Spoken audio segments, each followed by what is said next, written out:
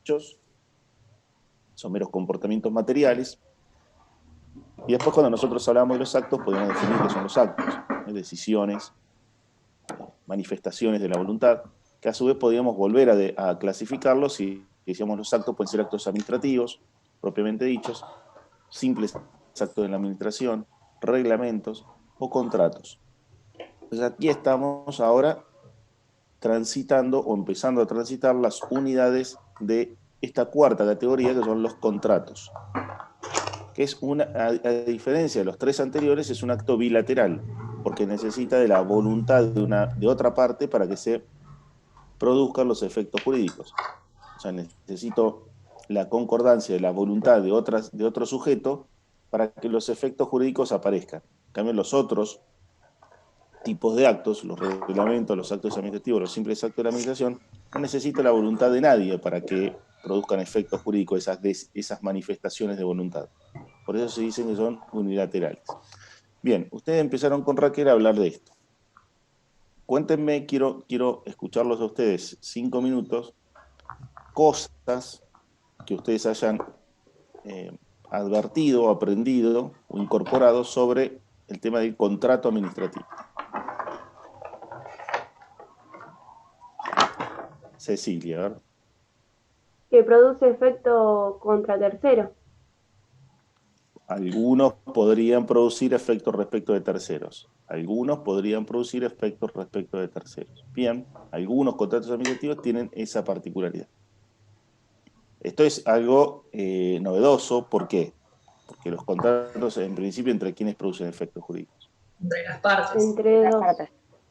Contrato produce efecto entre las dos partes. Si yo no soy parte de un contrato de locación, ese contrato de locación, yo no tengo nada que hacer ahí en esa vinculación jurídica entre las dos personas que celebran un contrato. ¿Qué más? Noelia. Sí. ¿Cómo decía, profe? No, les estoy preguntando que ustedes comenten en 5 minutos antes de continuar con la bolilla, qué entendieron o qué van advirtiendo del tema del contrato administrativo.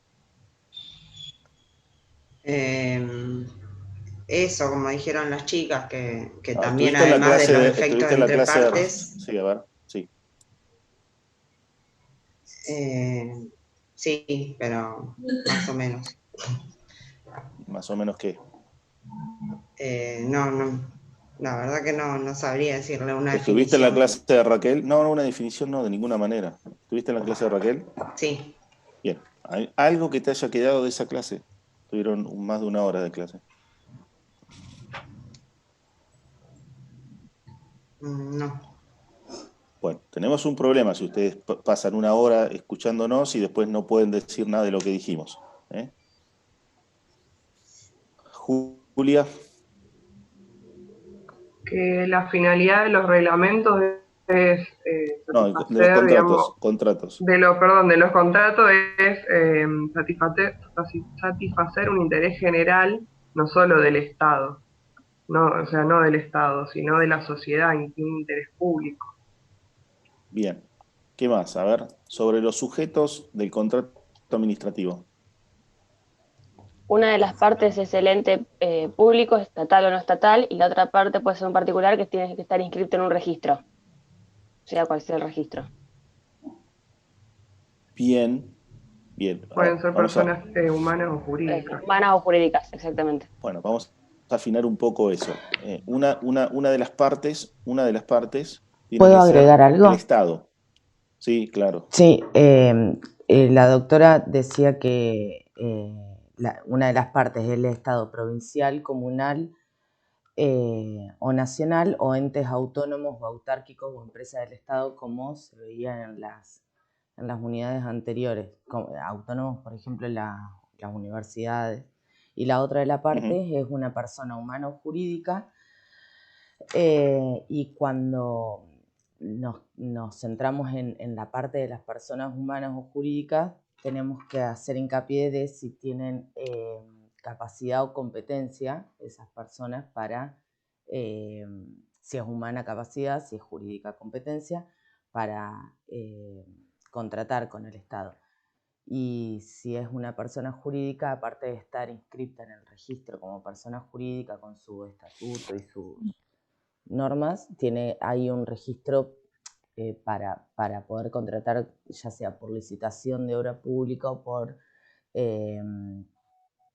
licitación de servicio, donde creo que nacional tiene una sigla, un nombre, y provincialmente tiene otra. Y nos dio un par de requisitos que pide ese registro para llevar a cabo el posible contrato con el Estado.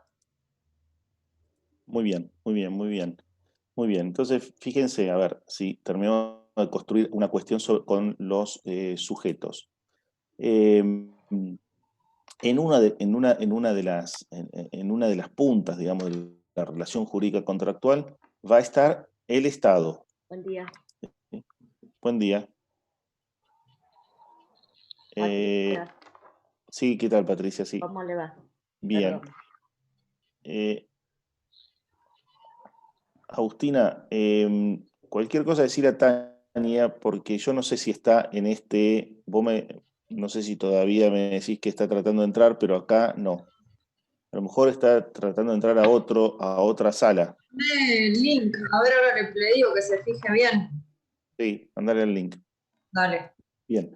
Sobre este tema entonces de los sujetos, uno de los sujetos en el contrato administrativo va a ser el Estado. Por ahí, creo que Agustín dijo entes públicos estatales o no estatales, y ahí no es así. La jurisprudencia de la Corte Suprema ya ha establecido, y esto es doctrina que no está controvertida, que una de las partes del contrato administrativo es el Estado, ¿sí? El Estado, que puede ser el ente territorial, o sea, propiamente el Estado nacional, el Estado provincial, un municipio, una comuna, o también puede ser, porque a ver, las partes de la relación jurídica tienen que ser un sujeto de derecho, ¿no es cierto? Y sujeto de derecho son las personas pueden ser humanas o jurídicas, el Estado es una persona jurídica, pública. Va a ser el Estado, en alguna de sus configuraciones, según la distribución política y jurídica de nuestra Constitución Nacional, del Estado Federal, o puede ser alguno de sus entes estatales, los entes institucionales o los entes descentralizados, que como bien dijo Lucía por ahí, puede ser esos entes descentralizados pueden ser entes autárquicos, entes autónomos o empresas o sociedades del Estado. Son las entidades autárquicas de las que habla el artículo del Código Civil y Comercial que habla sobre las personas jurídicas públicas.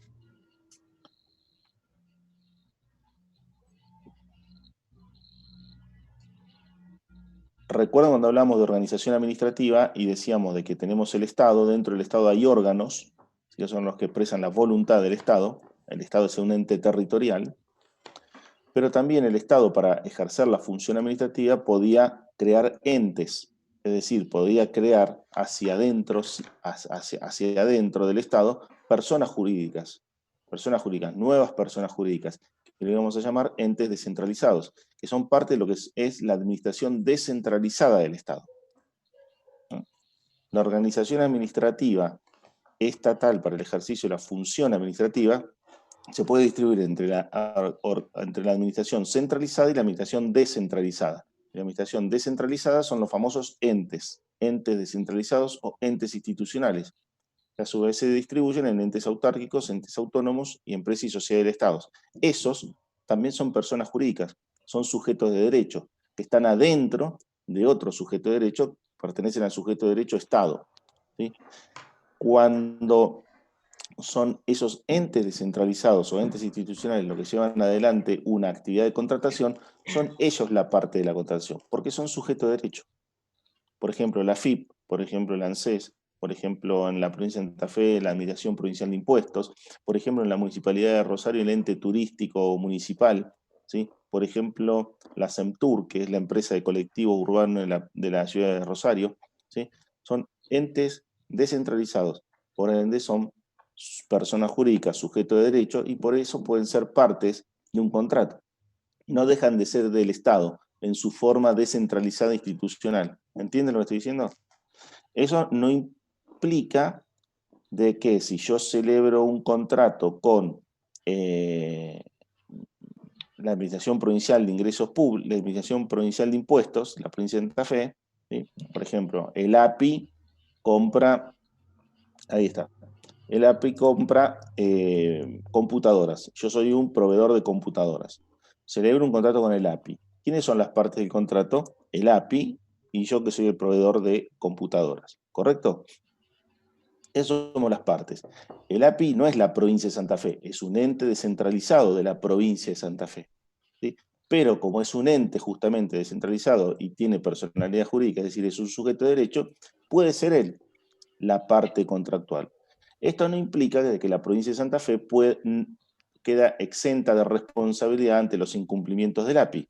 ¿Sí? Pero lo que sí quiere decir es que el primer obligado va a ser el API. La provincia tendrá una responsabilidad subsidiaria. ¿Sí? Una responsabilidad subsidiaria. Pero va a seguir siendo responsable porque el API pertenece a la provincia. No es que la provincia queda desligada. Lo mismo puede pasar con la FIP a nivel nacional, con la ANSES a nivel nacional, con todos los entes descentralizados pasa exactamente lo mismo. Entonces, las partes contractuales, en una punta está el Estado, ya sea como ente territorial o a través de sus entes descentralizados. Bien, ¿qué otra cosa pueden decir de los contratos administrativos? En general, no definiciones ni nada, sino en general. Que persiguen un interés público. Bien, perfecto. Eso es una nota determinante, la persecución de un interés público, un interés general, para que nosotros podamos decir, acá estamos frente a un contrato administrativo. El aspecto subjetivo, o sea, el elemento subjetivo y el elemento finalista. ¿Qué más? Que tienen cláusulas exorbitantes. Muy bien, muy bien. ¿Y eso lo diferencia de qué? De las Eso es cláusulas lo que... de los contratos del derecho privado.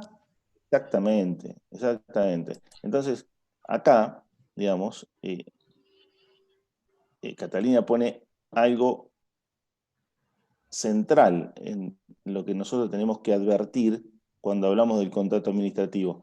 Tenemos que advertir de que si bien estamos hablando de un contrato, es decir, de un acuerdo de voluntades, y esto lo tenemos paralelamente en el derecho privado, en el derecho privado tenemos el contrato, una figura central de las relaciones entre los particulares.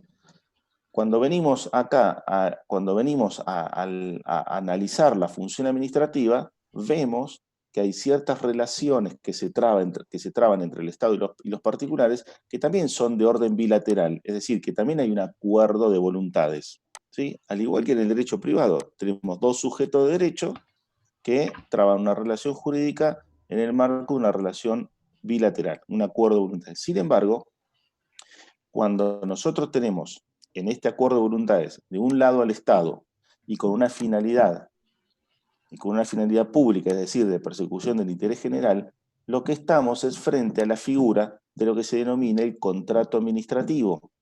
¿Y qué es lo que pasa allí?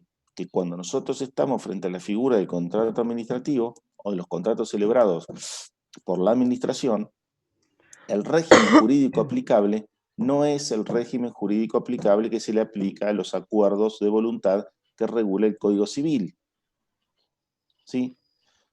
Todas estas definiciones y clasificaciones las hacemos para poder establecer finalmente cuál es el régimen jurídico aplicable. Cuando ustedes tienen un caso de estas naturalezas, ¿sí? No van a aplicar el Código Civil, no van a buscar la solución al Código Civil, van a buscar la solución al derecho administrativo. Las normas aplicables a este tipo de acuerdos, que denominamos contratos, son las normas contenidas en el derecho administrativo, ¿sí? Tanto para la formación de la voluntad, perfeccionamiento del contrato y ejecución del contrato. Y acá les acabo de decir algo muy importante que ustedes tienen que tener en cuenta, que en lo personal yo denomino lo que es el íter contractual. El íter contractual es, si nosotros hiciéramos una línea de tiempo, qué es lo que cómo son las partes, cómo son las etapas desde el inicio hasta el final, ¿sí? De la actividad de contratación pública. Hay un punto de inicio y un punto final. Hay un punto de inicio que se va a dar con la toma de decisión por parte del Estado, ¿sí? Ya sea el Estado, ya sea que digamos ente territorial o ente descentralizado, es la toma de decisión de que quiero contratar, de que yo quiero contratar algo,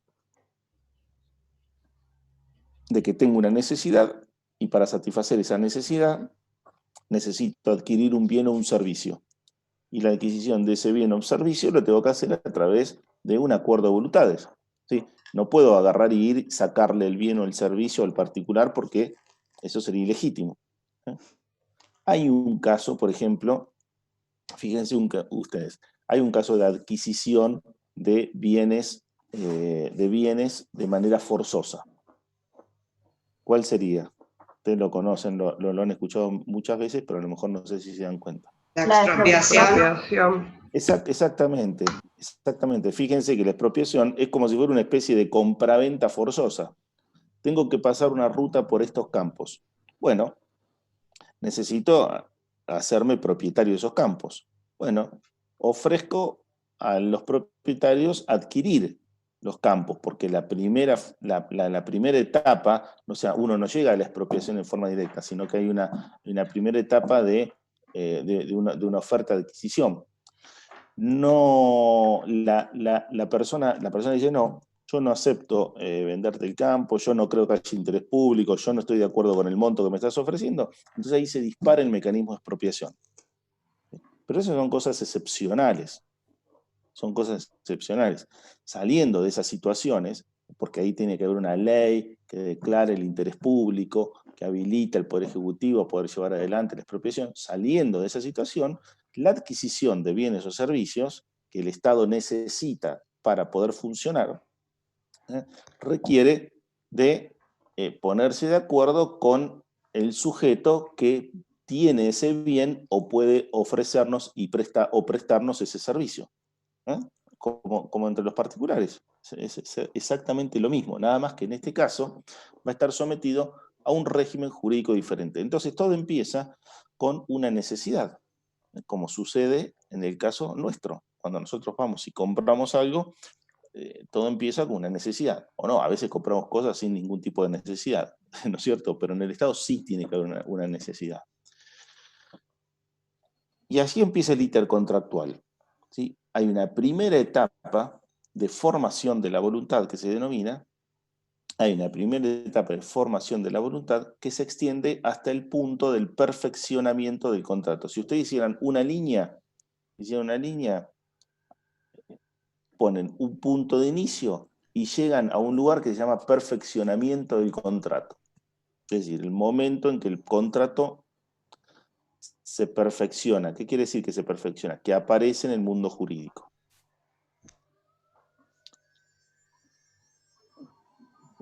Esto sucede entre los particulares también. Desde que ustedes dicen, me voy a comprar, ustedes dicen, hoy se levantaron y dicen, me voy a comprar unas zapatillas. Muy bien. Se fijan en la billetera si tienen plata, se fijan en la tarjeta si le queda crédito, se fijan en la cuenta del banco si tienen dinero. Empiezan a mirar internet a ver qué zapatillas hay, cuál les gusta, cuál necesitan, si quiero para correr, si quiero para caminar, si quiero para esto, si quiero para el otro. Empiezan a ver las marcas, empiezan a ver los precios, empiezan a ver los negocios. Es toda una etapa de formación de la voluntad. Todavía no celebraron el contrato.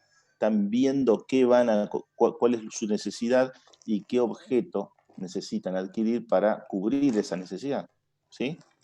Después va a llegar un momento en donde ustedes van a ir buscando precios, van a ir buscando ofertas, y va a llegar un momento donde están enfrente del mostrador del vendedor y dice, quiero esta, y le pagan el dinero y le dan la zapatilla. ¿Sí? En ese momento se produce el perfeccionamiento del contrato. Estoy poniendo un ejemplo en la faz privada, ¿no es cierto? Perfeccionamiento del contrato, momento en el cual el contrato aparece al mundo jurídico. Ahí es un contrato verbal. El modo de perfeccionamiento en materia del derecho administrativo va a ser muchas veces, o por lo general, por escrito, que es el modo de perfeccionamiento que ustedes han practicado, por ejemplo, si hacen un contrato de locación.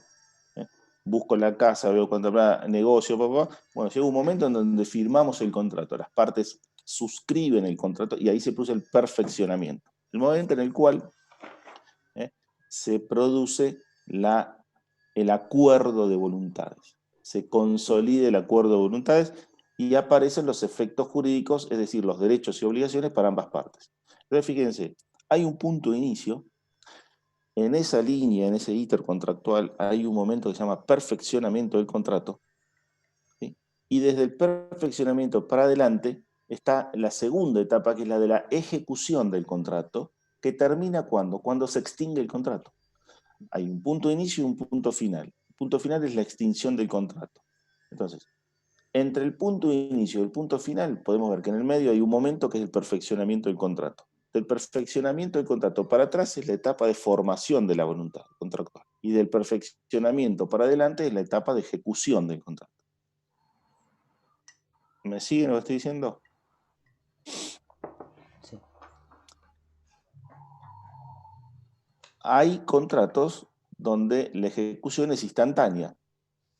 Compré las zapatillas, le di el precio y me dieron las zapatillas. No hay más ejecución, no hay más nada. Pero hay contratos de larga duración, donde la ejecución se va trasladando, se va produciendo durante el tiempo. Celebro un contrato de locación de obra, o en materia del derecho administrativo de obra pública. ¿Para qué? Para que construyan una escuela. Bueno, firmamos el contrato. Ahora, la escuela va a durar 2 años la construcción. O sea que vamos a estar 2 años ejecutando el contrato. La ejecución puede ser instantánea o puede ser prolongada en el tiempo. Entonces, esto del íter contractual, del inicio al fin, el fin es la extinción del contrato, el inicio es la toma de la decisión, la identificación de la necesidad y la toma de decisión de contratar, y en el medio el perfeccionamiento del contrato, nos da como resultado 2 grandes etapas. La primera etapa es formación de la voluntad del contrato, la segunda etapa de ejecución del contrato.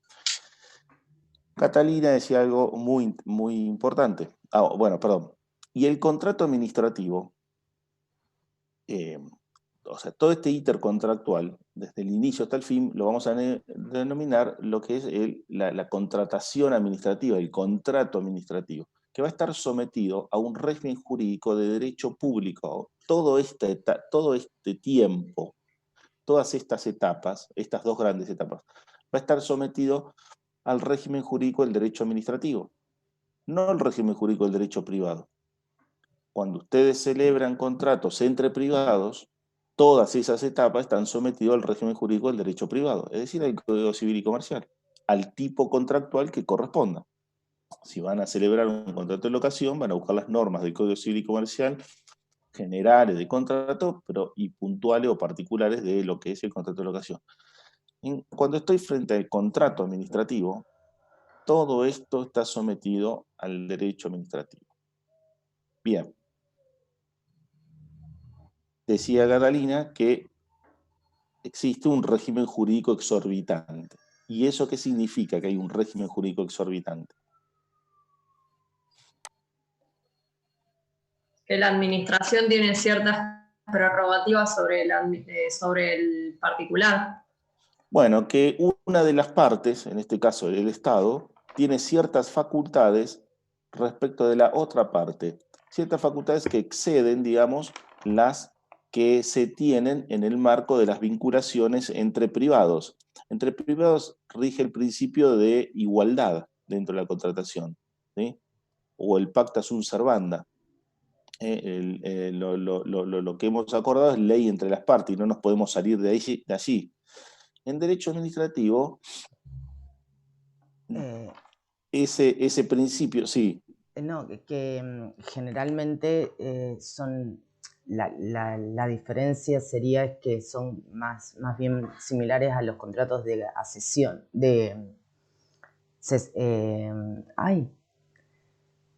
no me sale la palabra ahora, de adhesión, eso quise decir, donde generalmente la administración pone los requisitos o las formas en contratar y uno acepta o no, digamos. Eso decía la doctora el lunes. Perfecto, eso es correcto porque generalmente quien pone las condiciones de cómo va a ser el contrato es el Estado y no hay posibilidad de discusión.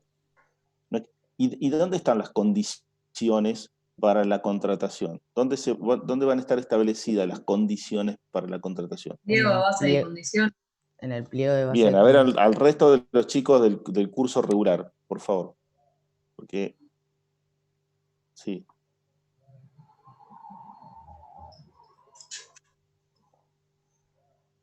Catalina, Julia.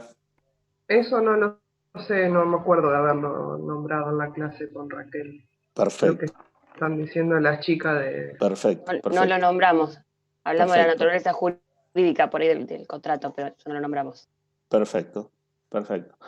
Entonces, fíjense que hasta acá lo que tenemos es una figura a través de la cual se puede materializar el ejercicio de la función administrativa, donde es de tipo bilateral y que lo vamos a denominar contrato administrativo, y que va a tener un régimen jurídico propio, ¿sí?, de derecho administrativo. No vamos a aplicar el derecho civil, y que podríamos identificar una línea de tiempo, un inicio y un fin. ¿Sí? Y dos grandes etapas: etapa de la formación de la voluntad y etapa de ejecución del contrato. Y que durante todo ese íter contractual existe un régimen jurídico exorbitante, como dijo Catalina, que de esto sí han hablado con Raquel seguramente, que significa de alguna manera el quiebre del principio de igualdad entre las partes de la contratación, el quiebre del principio del pacta sunt servanda, y que implica de que si bien existen derechos y obligaciones prefijados por las partes, ¿sí?, la administración durante la etapa de ejecución y también durante la etapa de formación del contrato, pero fundamentalmente durante la etapa de la ejecución, puede modificar, ¿sí?, o puede ejercer algunas facultades que no las tendría en el ámbito privado. Por ejemplo, interpretar las cláusulas del contrato, por ejemplo, resolver unilateralmente el contrato, por ejemplo, modificar cuantitativamente el objeto del contrato, por ejemplo, aplicar sanciones ante incumplimientos de la otra parte. La administración podría realizar de manera unilateral durante la ejecución del contrato alguna de este tipo de acciones, que son las facultades que tiene la administración durante la etapa de ejecución del contrato, y que son denominadas las facultades de la administración, y que están hoy reguladas expresamente, si ustedes lo ven, en el decreto 1023 del año 2001 a nivel nacional, en el artículo 12 del decreto 1023. Este es otro tema muy importante. Nosotros sabemos desde la unidad 2 que el derecho administrativo no es un derecho codificado. No tenemos un código como hay en derecho civil y comercial. El derecho administrativo es un derecho que no está codificado, ¿sí?, pero es un derecho, como les decimos siempre, les decimos en los exámenes, es un derecho que surge de las fuentes jurídicas, es un derecho que surge como todo derecho tiene su origen en las normas. El derecho administrativo no surge del Tratado de Gordillo, no surge del Tratado de Casaña, no surge de ahí el derecho administrativo, surge de normas, como todo derecho, de fuentes jurídicas. Bueno, lo que pasa es que en el derecho administrativo no tenemos un código que concentre, digamos, todas las normas. Tenemos un montón de normas dispersas. Entonces, en nuestra materia hay 7, 8, 9 leyes que uno tiene que saber, que ver. Ya hemos visto la Ley Nacional de Procedimiento Administrativo, empezamos a ver la Ley Nacional de Procedimiento Administrativo, su decreto reglamentario, ¿sí?, la Constitución Nacional. Nosotros aquí, en la materia de contratos, hay algunas normas que tenemos que ver para analizar este tema. A nivel nacional, el régimen general de la contratación pública está regulado en el decreto 1023 del año 2001, que ya se lo debe haber comentado Raquel, ¿sí? Y en la provincia de Santa Fe, el régimen general de la contratación pública, el régimen jurídico que regula a la contratación pública a nivel de la provincia de Santa Fe, está en la ley 12.510, la ley provincial de administración financiera. Voy al régimen nacional. el régimen nacional tenemos entonces el decreto 1023 del año 2001, es un decreto delegado, fíjense, todo lo que tenga que ver con la contratación debería ser por ley, pero ¿qué pasa a nivel nacional? Hubo una ley de delegación, el Congreso, que es el que tenía que dictar el régimen jurídico, delegó en el Poder Ejecutivo la facultad para dictar el régimen de la contratación pública. Y el Poder Ejecutivo lo hizo a través del decreto 1023 del año 2001. Por eso existe un decreto reglamentario del decreto 1023 del año 2001. Vieron que siempre el decreto reglamentario reglamenta una ley. Pero bueno, como acá lo que tenemos es, en vez de una ley, tenemos un reglamento delegado, un decreto delegado, podemos tener un decreto o un reglamento de ejecución de ese reglamento delegado. ¿Entienden? Porque ese reglamento delegado, que es el 1023 del año 2001, es lo que sustituye a la ley. Entonces, el régimen general de la contratación pública a nivel nacional está en el decreto 1023 del año 2001 y el decreto 1030 del año 2016. A nivel provincial, vuelvo a repetir, es la ley 12.510, en el capítulo de la adquisición de bienes y servicios, porque es en la ley de administración financiera, y el decreto reglamentario 1104 del año 2016. 1104 del año 2016. Entonces, en esas normas, tanto a nivel nacional como a nivel provincial, está establecido el régimen general de la contratación pública. Estas normas hay que verlas, ¿sí? Hay que extraer los conceptos de allí, además de, por supuesto, leer un libro o un apunte.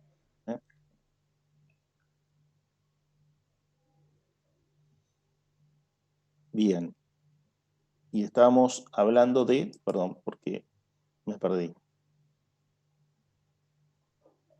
De los decretos.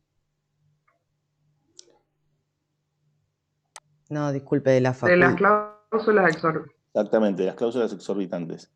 Entonces, si ustedes se fijan en el artículo 12 del decreto 1023 del año 2001, van a ver ahí cuáles son las facultades de la administración, que es todo este régimen jurídico exorbitante del que hablaba Catalina y qué es lo que caracteriza al contrato administrativo y que altera el principio del pacta sunt servanda. El otro tema muy importante es otro principio que existe en el derecho privado y que no existe en el derecho administrativo. En el derecho privado existe el principio de la libre contratación. Como decíamos hoy, usted hoy se levanta y dice, me quiero comprar una zapatilla. Bueno, ¿qué puede hacer usted? ¿Qué pueden hacer? Ir y comprarse la zapatilla que ustedes quieran, usar la cantidad de plata que ustedes quieran, pagarla más cara, comprarse una zapatilla que exceda las necesidades que ustedes tienen. Yo quiero una zapatilla para caminar. Bueno, con estas zapatillas que valen 4.000 pesos me alcanza perfectamente para caminar. No, pero me voy a comprar esta que vale 13.000 pesos. Bueno, no sé, es su interés particular, ¿sí? Es su dinero, es su esfera patrimonial particular. Y se la voy a comprar a el negocio que está en tal lugar, que es de un conocido mío y que yo lo quiero mucho. ¿Y por qué no lo vas a comprar el de la otra cuadra que en vez de 13.000, la misma vale 11.000? No, bueno, no importa. Se lo quiero comprar porque es mi amigo. Ningún problema. Usted hace lo que quiere, es el interés particular suyo. O sea, libertad de contratación. Usted decide a quién le quiere contratar, cuándo lo quiere contratar, si tiene no importa si la necesidad es la que corresponde con el producto que se va a comprar o no, si tiene o no tiene la necesidad. Libertad de contratación. Este principio que rige en el derecho privado no rige en el derecho público. Es decir, no existe la libertad de contratación en el derecho público, para el derecho administrativo. ¿Esto qué quiere decir? Que se requieren ciertas condiciones legales para que la administración lleve adelante un proceso de contratación.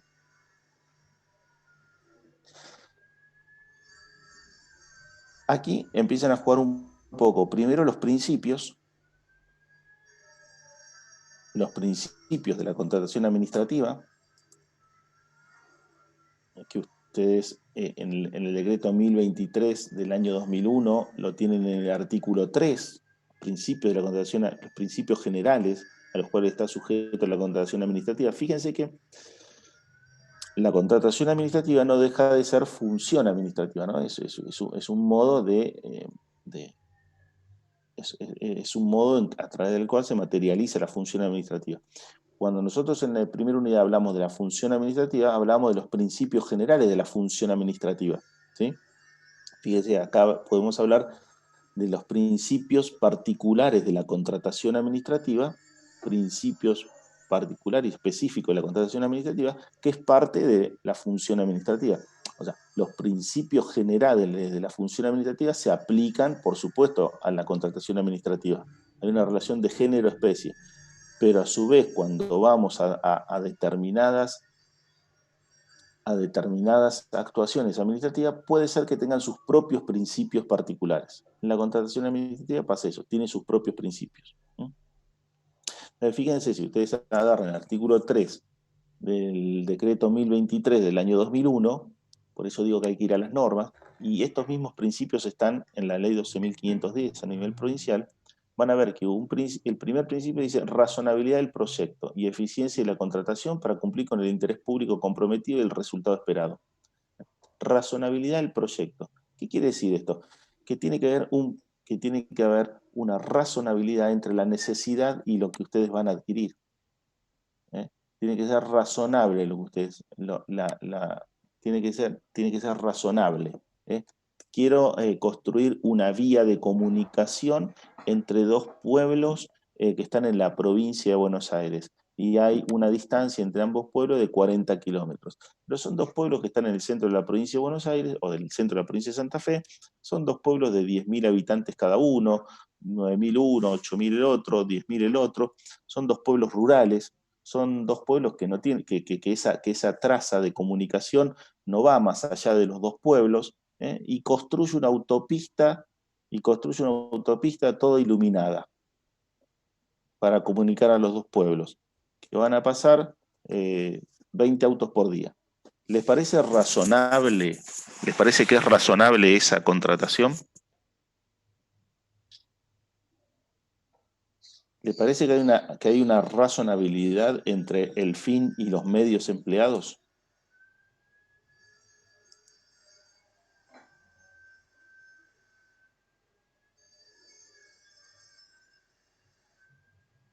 Ustedes me podrán decir, ¿y por qué no pueden tener una autopista?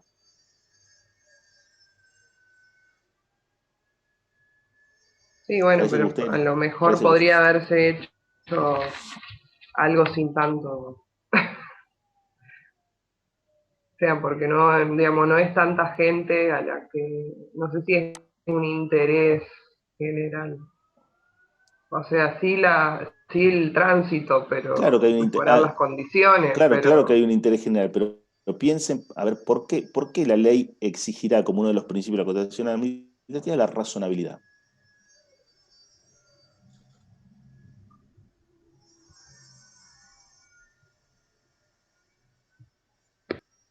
¿Les parece que esa obra que les acabo de poner como ejemplo cumple con el principio de razonabilidad o no?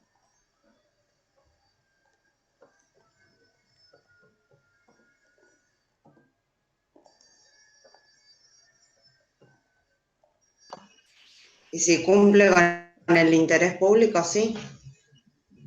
O sea, a usted, por ejemplo, le parecería perfectamente razonable si usted fuese el gobernador de la provincia de Santa Fe, entre esos dos pueblos de 10.000 habitantes, armar una autopista toda iluminada de 40 kilómetros donde van a pasar 20 autos por día si se gasta 2.000 millones de pesos para hacer esa autopista. No, en este No caso es no. razonable. El caso es el que estoy dando. No se cumpliría con el principio de ¿Pero interés por qué no se público. cumpliría? No, el interés público sí. El interés público está, porque hay un interés Pero público. los presupuestos, No estamos hablando de interés público, porque el interés público está. Hay un interés público que es conectar dos ciudades para que tengan una vía de transitabilidad, digamos, que les proporcione mayor comodidad a sus habitantes, que los conecte. Hay un interés público, por supuesto que hay un interés público. Claro, pero no sería razonable en ese caso. ¿Por qué no sería razonable? Y porque a lo mejor ese dinero se puede gastar, en vez de para una autopista, se podría poner en un hospital. No sé. Muy bien, Por eso Patricia, muy bien, Patricia, va por ahí, pero fíjese, usted dice, lo ponemos en vez de poner una autopista, lo ponemos en un hospital. Bueno, usted dice, se lo voy a traducir de otra manera. Sí. En vez de ponerlo, en vez de armar una vía de comunicación entre estos dos pueblos, hacemos un hospital. Bueno, ahí entramos en la cuestión de la definición política de cuál es la necesidad que yo quiero satisfacer. Ahí entramos en una cuestión que es política, que son cuáles son las prioridades que yo quiero satisfacer de una población, y eso va a depender de mis posiciones ideológicas o de un montón de cosas más. Ahí no entra el derecho, digamos, porque si el gobierno dice, yo tengo 1.000 pesos, ¿sí? Tengo 1.000 pesos para obras públicas, bueno, y lo voy a utilizar 700 pesos para hacer vías de comunicación, 700 pesos para hacer rutas y 300 pesos para hacer hospitales. Bueno, de los 700 pesos para hacer rutas, bueno, me los voy a gastar todo en esta autopista entre estos dos pueblos en el medio de la provincia de Santa Fe. Cuando usted pregunta de por qué razonabilidad, yo creo que porque no hay proporción entre los medios y el fin público que se tutela, digamos, ¿no? Exactamente, la razonabilidad es una cuestión de proporcionalidad entre los medios y los fines, pero fíjense que ese artículo 3, inciso a esto, para que ustedes entiendan a qué refieren los principios, se los pongo un ejemplo concreto, dice razonabilidad del proyecto y eficiencia de la contratación. Eficiencia de la contratación. ¿Es una contratación eficiente que yo agarre y me gaste todo el presupuesto que tenía para rutas en una autopista que va a conectar dos pueblos de 8.000 habitantes en el medio de la provincia de Santa Fe, que después no va para ningún lado? No es que decir, no, porque esto es una traza entre dos pueblos, pero que en realidad es bioceánica, porque por ahí tienen que pasar todos los camiones, qué sé yo. ¿Es eficiente esa contratación? ¿Ustedes como gobernantes son eficientes si se gastan todo el presupuesto? Tienen 700 pesos de presupuesto para ruta y se lo gastan todo en esa obra. ¿Es eficiente? Honestamente, yo como gobernante no lo haría. Pero podría hacerlo, pero a ver, porque nadie dice que no es Bueno, necesario. sí, pero Estamos diciendo, mire, acá hay que pensar las palabras. No estamos diciendo que no es necesario. Estamos diciendo quizás que no es eficiente y que no es razonable. Si yo le digo, a ver, se los voy a poner más claramente, la autopista le sale 700 pesos, pero haber hecho una ruta la autopista iluminada, de doble mano, con 2 carriles, con cantero en el medio, con iluminación, le sale 700 pesos. Pero si usted hubiera hecho una ruta común, como las que todos conocemos, ¿sí? Le salía 150 pesos.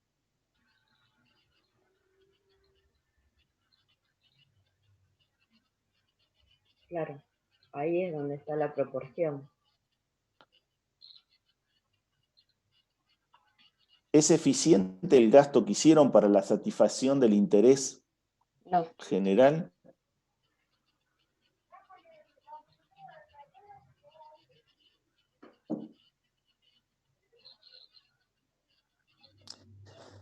No.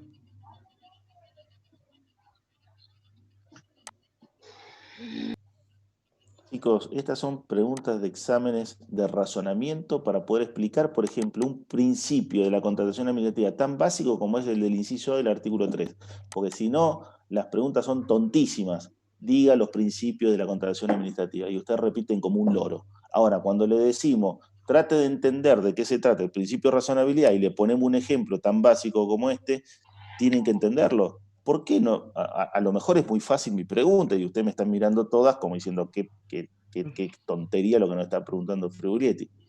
Pero yo presumo de que no es ninguna tontería porque no me están pudiendo responder ninguna.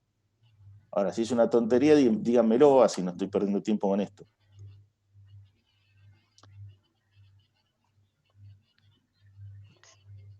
¿Por qué no es eficiente? ¿Por qué ustedes podrían decir que no es eficiente? Le estoy dando todos los elementos para que lo digan. Están conectando dos pueblos en el medio de una provincia con una ruta que no va para ningún otro lado, tiene 700 pesos de presupuesto y ustedes hacen una autopista que vale 700 pesos, cuando la conectividad la podrían haber hecho con una ruta que vale 150 pesos.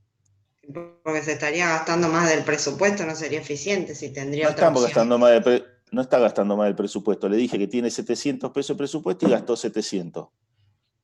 Usted tiene 200 pesos en su bolsillo para comer todo el mes y fue y se lo gastó en un día comiendo en un restaurante del más caro que hay en la ciudad de Rosario.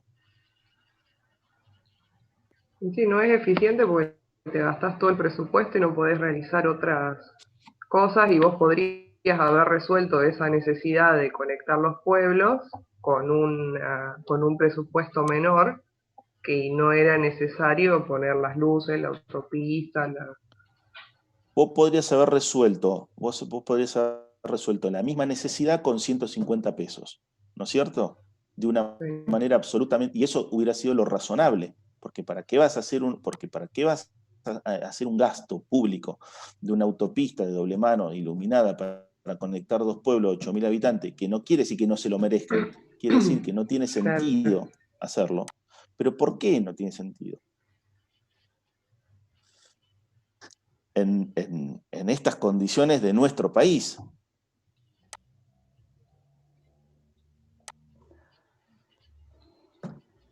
¿Por qué no es eficiente?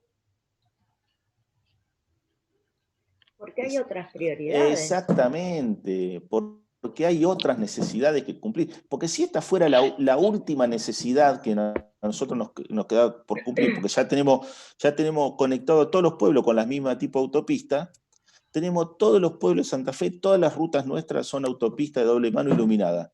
Y nos faltaba esta sola. Y tenemos la plata, porque nos sobra la plata. ¿Y qué problema hay? Hacemos la autopista iluminada de doble mano para que pasen 20 autos y 2 carros por mes, qué sé yo. ¿Cuál es el problema? Pero el problema... Claro, pero si están todas las calles rotas y te largas a hacer la autopista... El problema es que vos tenés un montón de necesidades insatisfechas y tenés recursos limitados. Entonces, por eso, uno de los principios de la contratación que establece la ley es la razonabilidad y la eficiencia de la contratación.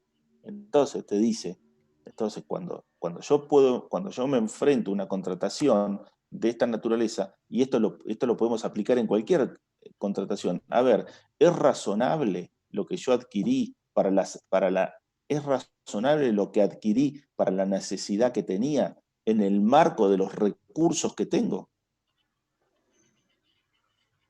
Esto es una charla sobre un solo principio, ¿sí?, de la contratación administrativa, que es el artículo 3, inciso A, el de la razonabilidad y eficiencia, que está en todas las normas de la contratación pública.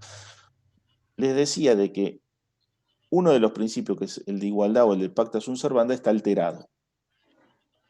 Otro principio es el de la libre contratación, que es de lo que estamos hablando, también está alterado. Por ejemplo, este principio que acabamos de señalar es una alteración del principio de la libre contratación.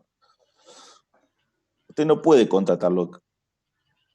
Para satisfacer la necesidad no puede hacer la contratación que a usted se le ocurra. Tiene que ser razonable, tiene que ser eficiente. Pero además, y en el inciso B, y esto es uno de los principios esenciales de la contratación administrativa, debe asegurar la concurrencia de los interesados y la competencia entre oferentes. Concurrencia entre interesados y la competencia entre oferentes. Esa competencia nos remite a la cuestión de la igualdad entre los oferentes. Concurrencia interesada y competencia entre oferentes. ¿Qué quiere decir esto? Bueno, que en materia de contratación pública tampoco existe la posibilidad de salir a contratar a quien yo quiera. Aun cuando yo diga, pero este es el tipo que tiene el precio más barato y el mejor producto. Y la contratación la voy a hacer razonable y la voy a hacer eficiente. No obstante eso, uno de los principios esenciales propios específicos de la contratación administrativa es el principio de concurrencia. El otro es el principio de igualdad o de asegurar la competencia entre los oferentes. ¿Qué es este principio de concurrencia? Es que el Estado, ¿sí?, tiene que salir a posibilitar la concurrencia, la participación de la mayor cantidad de personas en ese producto o servicio que yo quiero adquirir.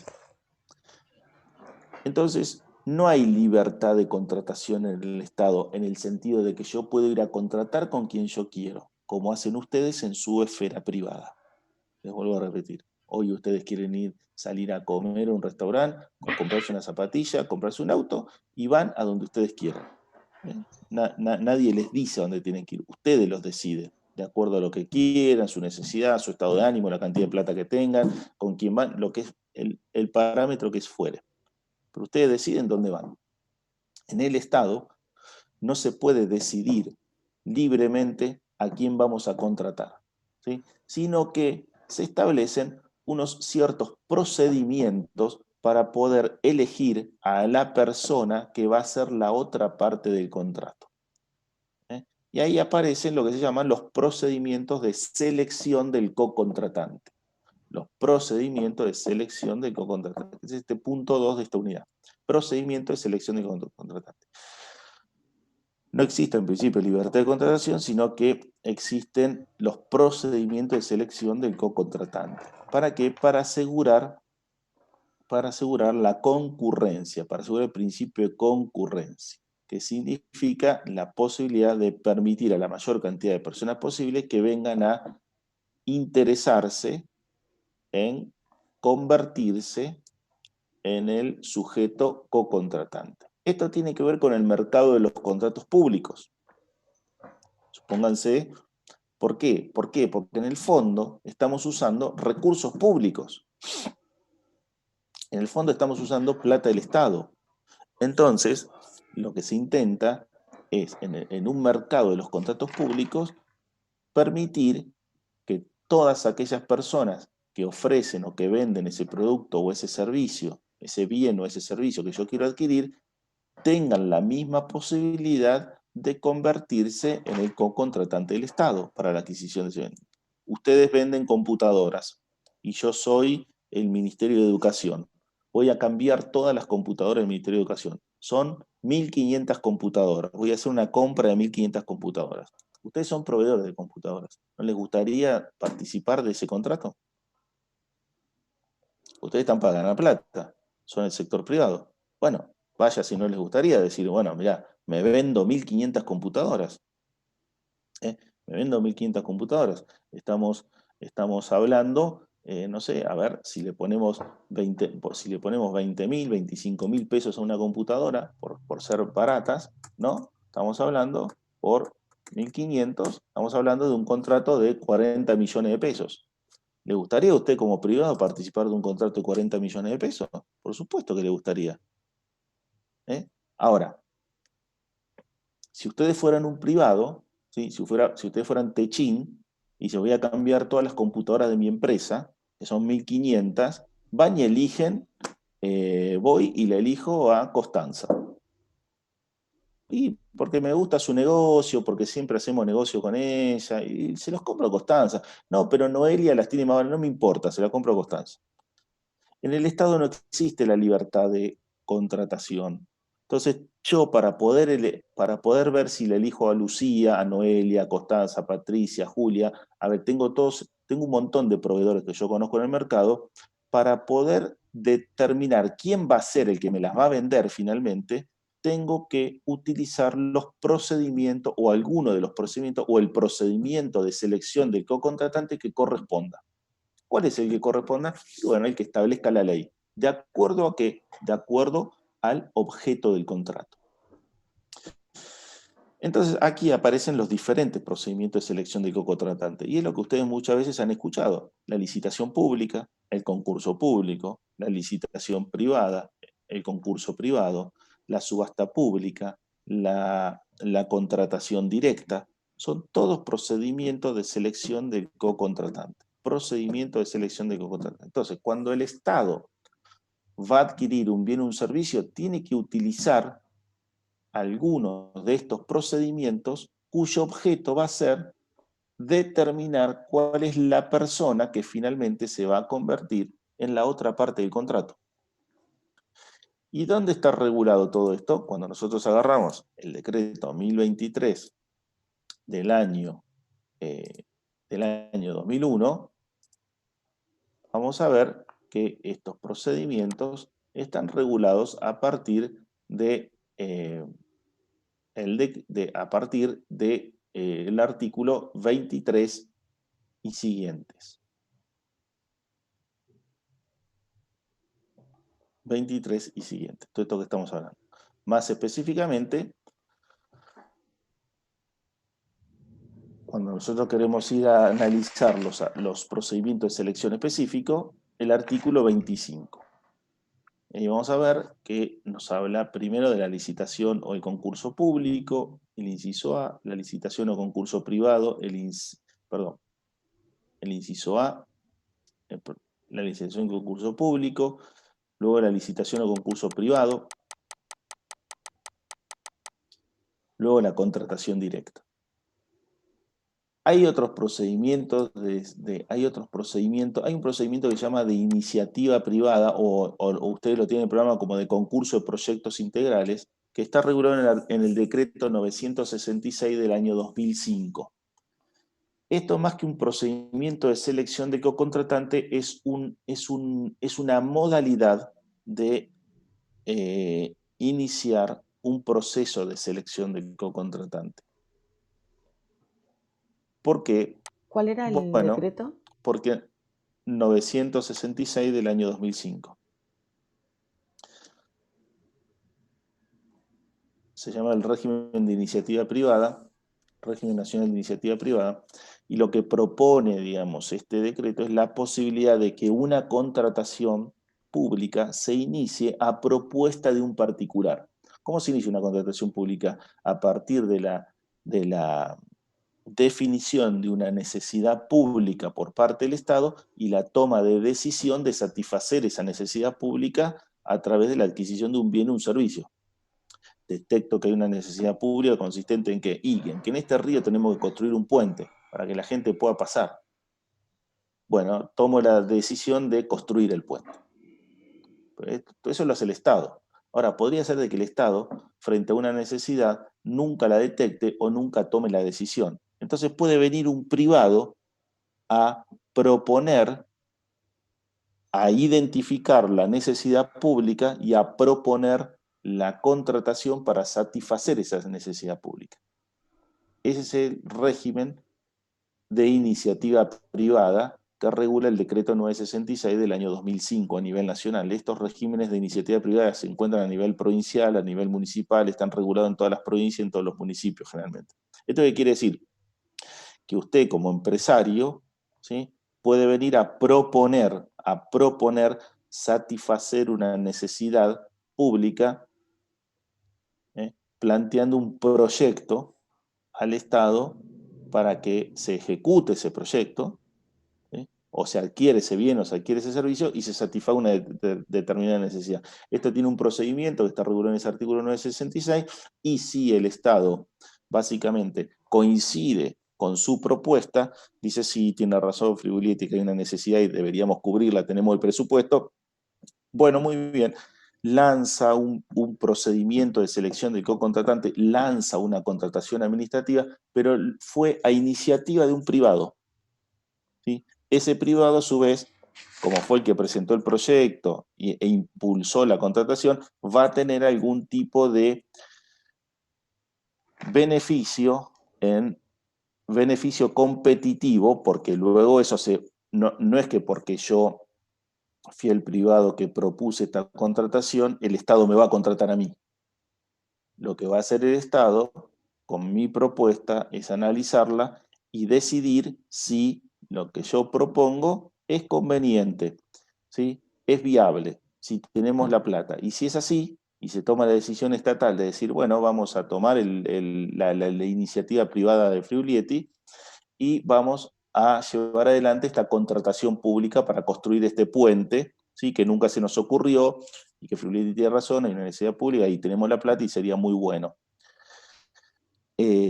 Ahora, ¿lo vamos a contratar a Fluibility, el que vino con el proyecto? No. Lo que vamos a hacer es iniciar el proceso de contratación administrativa a través de alguno de los procedimientos de selección, a través del procedimiento de selección que corresponda, que como principio general va a ser la licitación pública, y después Fluibility va a tener que competir con todos los otros que vengan a competir por el mismo proyecto que él presentó. Pero como él presentó el proyecto, va a tener algunos beneficios en cuanto a la competencia que tenga con los otros participantes de la contratación. Bueno, esto es un régimen especial, dejémoslo ahí, para que ustedes lo adviertan.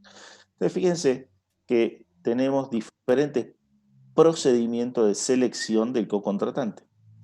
¿Sí? El Estado va a tener que utilizar alguno de todos estos para poder definir quién va a ser la otra parte del contrato. ¿Cuál va a utilizar? ¿El que quiera? ¿El que se le ocurra? ¿Por sorteo? No, el que corresponda. ¿Y qué quiere decir cuál es el que corresponda? Bueno, es el que corresponda conforme a lo que establezca la ley. Si nosotros, como primera medida, para eso tenemos que ver cómo están regulados los diferentes procedimientos. Si nosotros tomamos la licitación o el concurso público, ¿sí?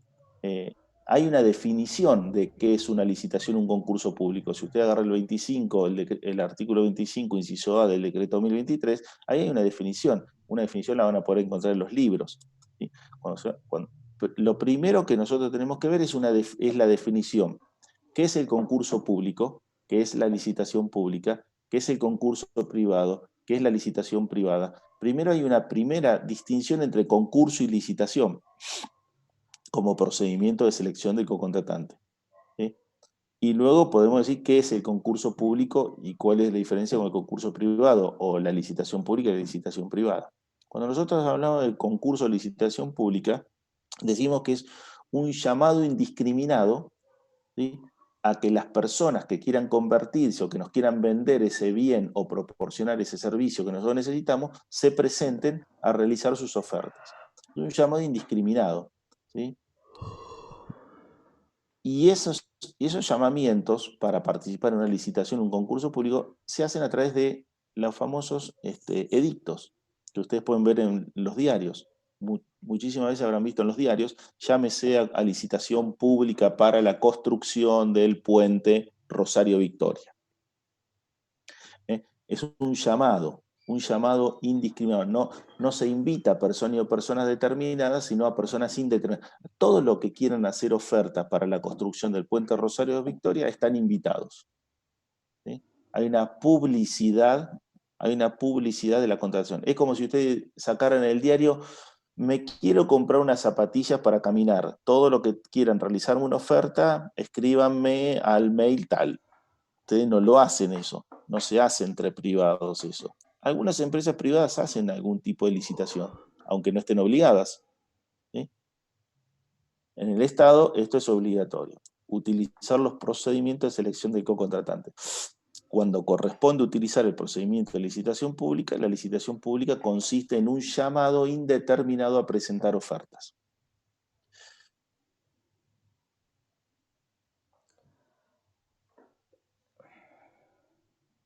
Si ustedes advierten el artículo 25, inciso A, punto 1, inciso A, perdón, dice: la licitación o concurso serán públicos cuando el llamado a participar esté dirigido a una cantidad indeterminada de posibles oferentes, con capacidad para obligarse, y será aplicable, o sea, voy a utilizar la licitación o concurso público cuando el monto estimado de la contratación supere el mínimo que a tal efecto determine la reglamentación. O sea, pregunta: acá hay dos preguntas. ¿Qué es la licitación pública? Dice, bueno, es un procedimiento por el cual se llama indiscriminadamente a las personas a realizar ofertas. ¿Cómo se hace ese llamamiento? A través del boletín. Esto lo van a seguir estudiando ustedes, van a profundizar en el estudio. ¿Cómo se hace? A través de la página de internet, a través del boletín oficial, a través de los diarios de mayor circulación del lugar. Así se hace ese llamamiento. ¿Cómo se hace ese llamamiento? A través de los edictos. Un edicto en el boletín oficial, una publicidad en los diarios de mayor circulación y la publicación que hacemos en las páginas oficiales del Estado. Eso responde a dos preguntas. ¿Qué es la licitación pública? ¿Cómo se hace el llamamiento? ¿Cómo se hace esa invitación a realizar ofertas? La otra pregunta es, ¿cuándo corresponde utilizar el procedimiento de licitación pública? Es lo que les acabo de leer. ¿Cuándo corresponde utilizar el procedimiento? ¿Qué parámetro nos da la ley para saber cuándo yo tengo que utilizar este procedimiento de selección del co-contratante? Lo dice cuando el monto... acá, Monto cuando el estimado de monto- la contratación supere el mínimo que a tal efecto determine la reglamentación. Muy bien. O sea que nos da un parámetro de valor. Dice, cuando el objeto de la contratación supere un determinado monto. ¿Cuál es el objeto de la contratación? Voy a comprar un auto, voy a comprar un tractor, voy a construir un puente, voy a construir una ruta, voy a construir una autopista, voy a construir una escuela, voy a comprar 1.500 computadoras. Ese es el objeto de la contratación. Voy a comprar 1.500 computadoras. ¿Cuánto es 1.500 computadoras? ¿Cuánto sale más o menos 1.500 computadoras? No sabemos no sabemos en cuánto la vamos a adquirir finalmente, pero podemos hacer un proyectado, tenemos que hacer un proyectado, tenemos que establecer un presupuesto. Decimos, vamos a comprar 1.500 computadoras y yo tengo que determinar cuál es el presupuesto que tengo para esa contratación, ¿sí? Para poder determinar el presupuesto, es decir, para poder determinar cuánta plata voy a destinar a esta compra, tengo que saber más o menos cuánto vale cada computadora de las características que yo quiero adquirir, ¿cierto? Yo quiero adquirir 1.500 computadoras con tales y tales características, y yo sé que con tales y tales características en el mercado esas computadoras valen 25.000 pesos. Entonces, no, bueno, pero pon un presupuesto de 10.000 pesos. ¿Qué va a pasar? Que no se va a presentar nadie a hacerle ofertas, porque la computadora vale como mínimo 25. Ahora, si yo digo, tenemos que comprar 1.500 computadoras para renovar el stock de computadoras del Ministerio de Educación. 1.500 computadoras. Tiene un promedio de 25.000 pesos, como ya dijimos, son 37,5 millones de pesos. Tengo que tener, primero, la plata. ¿Tengo en el presupuesto 37 millones de pesos para destinar a compra de bienes de uso? Sí, tengo. Listo, vamos a destinarlo a esto. Hago la imputación presupuestaria, esa es la primera cuestión que dentro de los primeros pasos de un ítem de contratación está la toma de decisión de lo que quiero contratar, la imputación presupuestaria, tengo que imputar presupuestariamente, tengo que ver si yo tengo esa plata presupuestariamente e imputarla quiere decir reservarla para esto, y luego de eso tengo que armar los pliegos de bases y condiciones, que son las bases de la contratación. Pliegos de bases y condiciones que van a ser generales, van a ser de dos tipos, pliego de bases y condiciones generales y pliego de bases y condiciones particulares. Los pliegos de bases y condiciones, que ustedes lo van a ver regulados en el decreto 1030 del año 2016, estamos hablando de la regulación a nivel nacional porque luego se repite básicamente lo mismo en las diferentes esferas provinciales. Los pliegos de bases y condiciones, sí, pueden ser generales o particulares.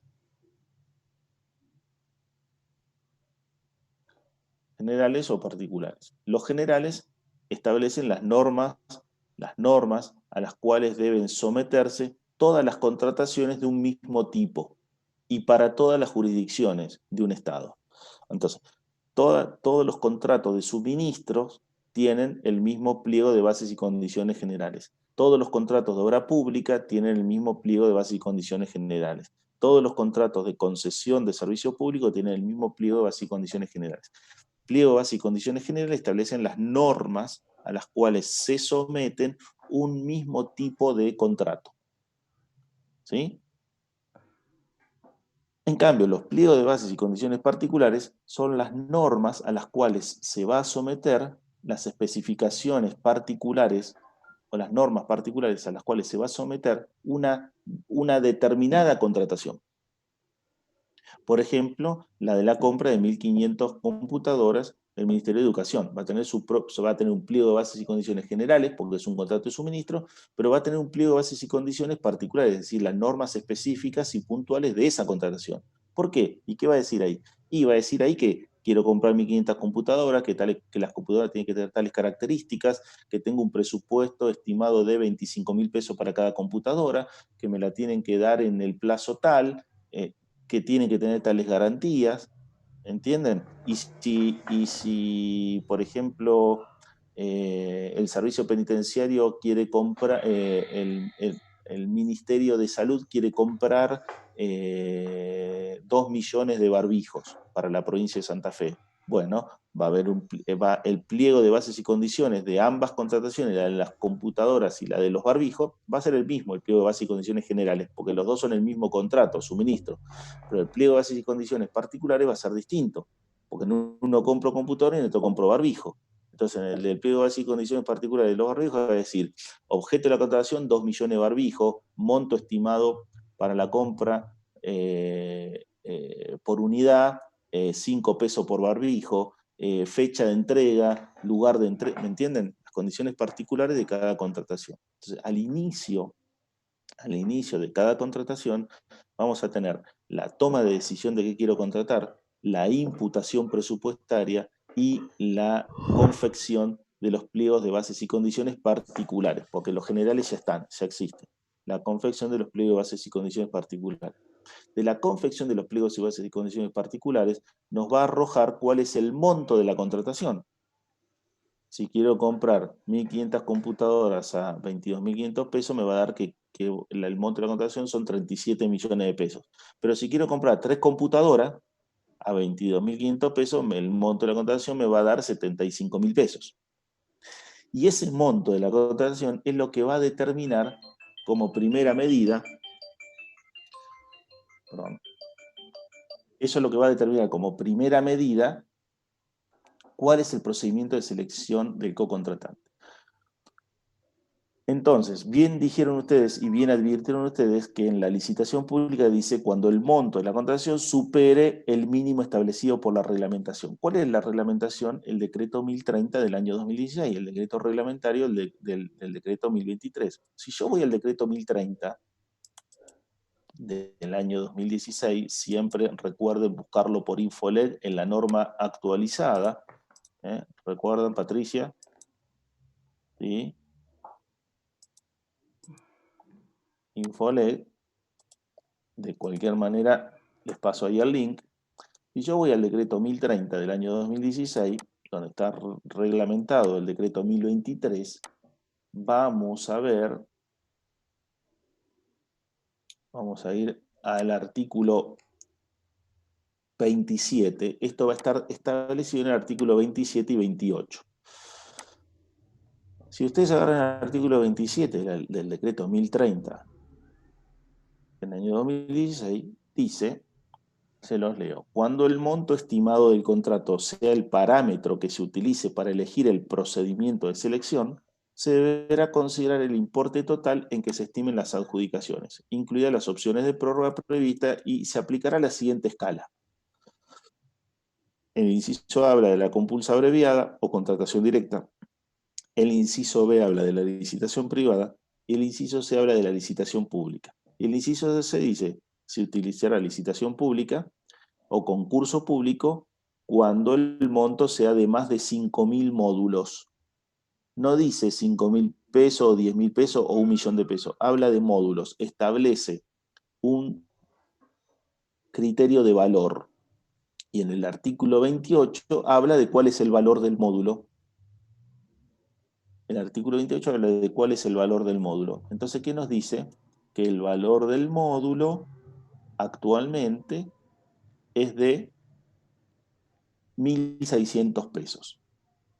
Entonces, cuando yo conjugo todas estas normas, el artículo 27 me dice que procede la licitación pública cuando el valor del objeto de la contratación sea más de 5.000 módulos. Eso traducido en plata, ¿cuánto es?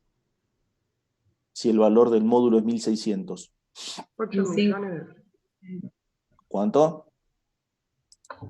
Parece que, bueno, para lo voy a hacer de nuevo. 5.000 por 1.600. Sí, ¿Cuánto 8 es? millones. Bien, entonces, ¿qué me está diciendo la norma? Que cuando el valor del objeto de la contratación sea superior a 8 millones de pesos, ¿qué procedimiento tengo que aplicar? Licitación o concurso público. Licitación o concurso público, exactamente. En este caso que le estoy diciendo, voy a comprar 1.500 computadoras que tienen un costo para el cual tengo un presupuesto de 37 millones de pesos. ¿Qué procedimiento tengo que aplicar?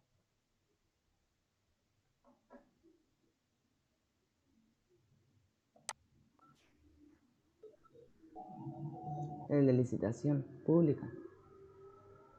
Licitación pública, ¿por qué tengo que aplicar licitación pública? Porque supera hablando de monto, supera el monto. Exactamente, exactamente. Y el criterio para determinar cuál es el procedimiento de selección aplicable es el monto. Y ese artículo 27 del decreto 1030 del año 2016 me está diciendo si el valor de la contratación, si el monto de la contratación es mayor a 5.000 módulos, y el módulo es 1.600 pesos, y 5.000 por 1.600 es 8 millones, entonces si el valor o si el monto de la contratación supera los 8 millones, vos tenés que aplicar el procedimiento de licitación pública. ¿Y cuánto era el monto de la contratación que yo acá quiero llevar adelante para comprar 1.500 computadoras? 37 millones de pesos. Tiene que usar licitación pública. ¿Y cuándo puedo usar la licitación privada? No sé si tienen todos ahí el decreto 1030, el artículo 27. Sí, cuando el ¿Cuándo monto puedo es... utilizar? Sí. Hasta 5.000. ¿Cómo? Hasta 5.000 módulos. Cuando sea hasta 5.000 módulos. Hasta 5.000 módulos. O sea que cuando el monto de la contratación sea hasta 8 millones de pesos, o sea, si en vez de comprar 1.500 computadoras hubiera comprado, no sé, habría que hacer la cuenta, pero 200 computadoras, 200 computadoras, bueno, a ver, hagamos la cuenta, 200 por 25.000, eso me da 5 millones de pesos. Si yo quería comprar 200 computadoras, ¿qué procedimiento puedo utilizar? La licitación privada. La licitación privada. Licitación privada. ¿Puedo utilizar la contratación directa? Sí. ¿Cuándo? ¿Qué dice el inciso A del artículo 27?